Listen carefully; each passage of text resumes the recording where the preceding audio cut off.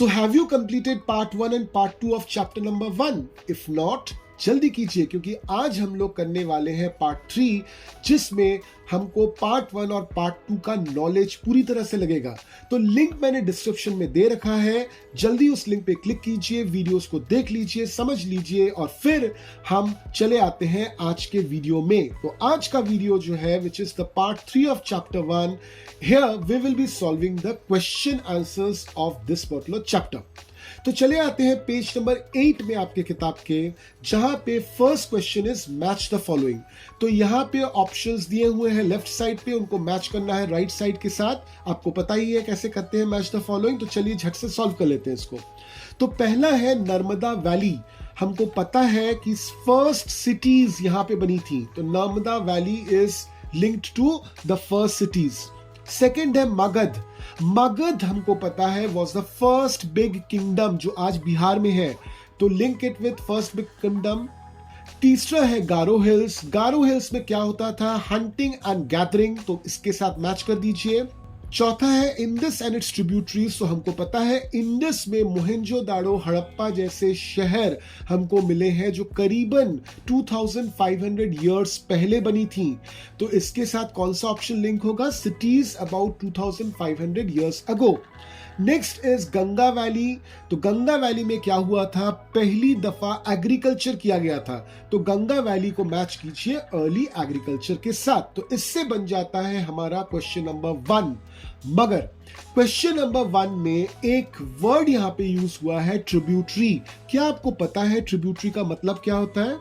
अगर किसी बड़े रिवर में कोई छोटी या फिर बड़ी भी हो सकती है रिवर आके मीट कर जाए, जुड़ जाए, तो इससे क्या होता है कि बड़े रिवर का पानी जो है वो बढ़ जाता है। तो इस केस में वो जो दूसरी रिवर है, जो छोटी भी हो सकती है बड़ी भी हो सकती है, उस रिवर को हम लोग बोलते हैं बड़े रिवर का ट्रिब्यूटरी। से फॉर एग्जाम्पल प्रयागराज में गंगा नदी के साथ यमुना नदी आके मिलती है, तो यमुना का जो पूरा पानी है वो गंगा नदी में वो डाल देती है और इसके बाद से गंगा नदी के अंदर जो पानी है वो बढ़ जाता है। तो इसलिए हम लोग बोलते हैं कि Yamuna is the tributary of Ganga. Tributary का ऑपोजिट भी होता है जिसको हम लोग बोलते हैं डिस्ट्रीब्यूटरी। कोलकाता शहर बसा हुआ है एक नदी के बगल में जिसका नाम है हुगली। अब ये हुगली नदी जो है ये गंगा नदी से निकली है, कोलकाता से करीबन 200 किलोमीटर नॉर्थ में वो गंगा नदी से कट के निकल गई है। तो हुगली नदी जब गंगा नदी से कट के अलग होके निकली है तो गंगा नदी का पानी हुगली नदी के अंदर आ गया, यानी कि गंगा का पानी कम हो गया। तो इस तरह के नदियों को हम लोग बोलते हैं डिस्ट्रीब्यूटरी। तो हम बोल सकते हैं कि Hooghly is the distributary of Ganga. Clear? Tributary and distributary concept is clear. So let us now move on to question number 2। तो क्वेश्चन नंबर 2 में क्या है? List one major difference between manuscript and inscription. तो मैन्युस्क्रिप्ट क्या है? It's a written document on palm leaves और branches of trees, mainly those trees जो Himalayan region में मिलते हैं। जबकि इंस्क्रिप्शंस क्या है? इंस्क्रिप्शंस है किसी भी तरह की कलाकृति, मूर्ति, स्कल्पचर या फिर text which is written on rock और metals. So that is the difference between manuscript and inscription. चले आते हैं क्वेश्चन नंबर 3 पर। Return to Rashida's question, can you think of some answers to it? तो रशीदा को यह चिंता थी कि 100 साल पहले जो घटना घटी उसके बारे में वो कैसे जान पाएगी। तो 100 साल पहले लोगों ने जरूर कोई लिटरेचर लिखा होगा, कोई टेक्स्ट लिखा होगा, कोई अखबार निकलता होगा, तो वहां सबका रिपोर्ट, वो सब लेखा जोखा देखकर रशीदा को पता चल सकता है कि 100 साल पहले क्या हुआ था। चले आते हैं क्वेश्चन नंबर 4 पर। Make a list of all objects that archaeologist may find, which of these could be made of stone. तो आर्कियोलॉजिस्ट किन किन चीजों को खोज के निकालते हैं? Toys, utensils, remains of buildings, paintings, sculptures, tools, weapons, ornaments and coins. इनमें से टॉयज, स्कल्पचर, टूल, वेपन्स या फिर कॉइन स्टोन के बनाए हुए हो सकते हैं। चले आते हैं क्वेश्चन नंबर 5 पर। Why do you think ordinary man and women did not generally keep records of what they did? अब देखिए, अर्ली डेज में क्या होता था कि देयर वे कॉमन पीपल और उनको एक रूलर था जिनको हम लोग बोलते थे किंग, राजा। अब कॉमन मैन जो है वो अपना लाइफ बहुत ही नॉर्मल लीड करते थे। उनके पास उतने रिसोर्सेज भी नहीं थे कि कुछ लोग आके उनकी कहानी लिखें।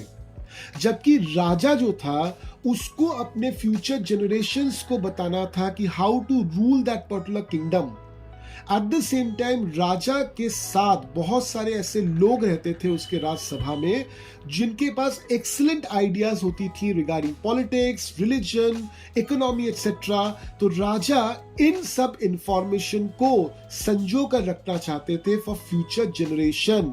And that is the reason why शायद आज के जमाने में हमको जो भी मैन्युस्क्रिप्ट या जो भी इंस्क्रिप्शन मिलता है उसमें राजा का डिस्क्रिप्शन ज्यादा होता है। राजा ने जो सोचा, राजा ने जो एक्सपीरियंस किया, वो सब कुछ ज्यादा होता है एक कॉमन मैन के तुलना में।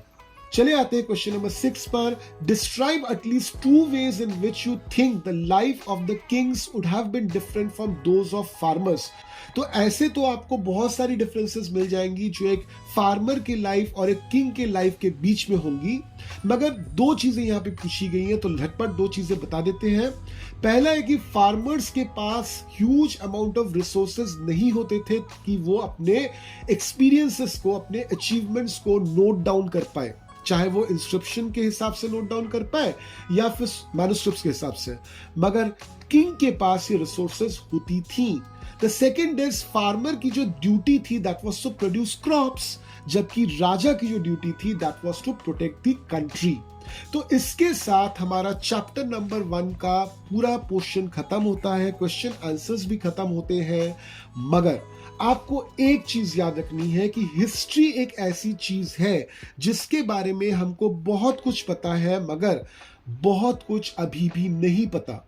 तो जो भी इंफॉर्मेशन हमको पता होता है हिस्ट्री के बारे में, हम उसको हमेशा संजो के रखते हैं।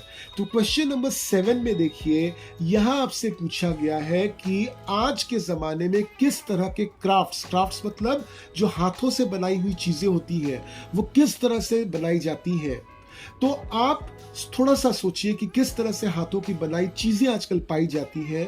साथ में ये भी सोचिए कि अर्ली मैन भी किस तरह के क्राफ्ट्स बनाते होंगे। शायद आपको ये बात पता होनी चाहिए कि उस समय मेन एंड वुमेन में कोई डिफरेंस नहीं किया जाता था इंडियन सोसाइटी में। दोनों को इक्वल प्रिविलेजेस दिए जाते थे, राइट्स दिए जाते थे और दोनों को ही आजादी थी क्राफ्ट्समैनशिप की।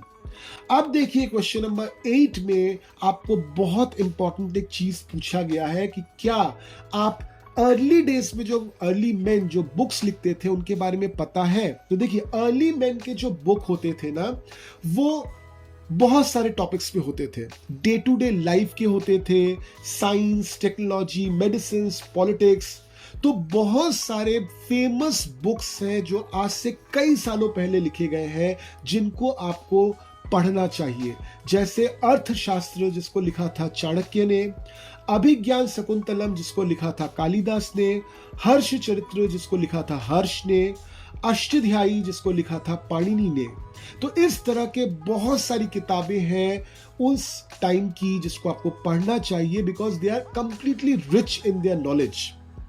तो इसके साथ हम चैप्टर 1 को पूरी तरह से खत्म करते हैं और फिर से हम मिलते हैं चैप्टर 2 के सीरीज ऑफ वीडियोस में।